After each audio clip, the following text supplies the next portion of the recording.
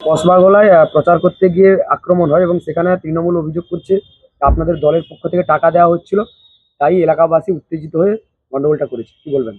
বিষয়টা হচ্ছে গিয়ে আমাদের ভারতীয় জনতা পার্টি উড়িষ্যার 4 জন কার্যকর্তা গত দুদিন ধরে সেখানকার সংখ্যালঘুদের, আমাদের মুসলিম ভাইয়েদের এবং মায়েদের তারা যথোযুক্ত করে বোঝানোর চেষ্টা করেছে। এবং সেখানকার রাষ্ট্রবাদী আমাদের মুসলমান ভাই বোনেরা তারা কিন্তু ভারতীয় জনতা পার্টির পক্ষে বিশাল আকারে প্রায় 100-200 জন সংখ্যায় নিয়ে আমাদের সেখানে এই সমস্ত আমাদের দেবতুল্য কার্যকর্তা যারা উড়িষ্যা থেকে এসছে তারা সভা করেছে এবং বাড়ি বাড়ি গিয়ে প্রচার করছে। এটাই তৃণমূলের জ্বালা পৌঁছেছে।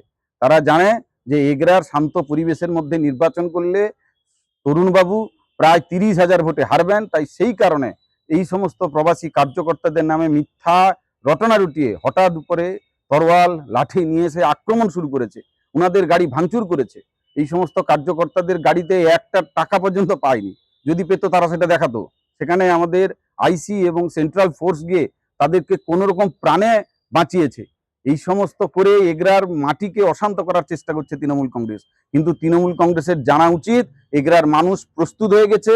ভোটের দিন রেজাল্ট যেদিন আরো বেরোবে বুঝতে পারবে ভারতীয় জনতা পার্টির আমাদের সম্মানীয় দিব্যেন্দু অধিকারী বিপুল ভোটে জয়লাভ করবে। এই আক্রমণের মধ্য দিয়ে ভারতীয় জনতা পার্টিকে দমানো যাবে না।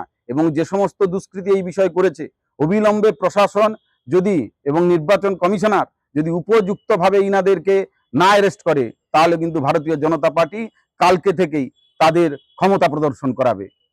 আপনার নাম? স্বরূপ দাস, এগরা বিধানসভার কনভেনার এবং মেদিনীপুর সাংগঠনিক জেলার সম্পাদক।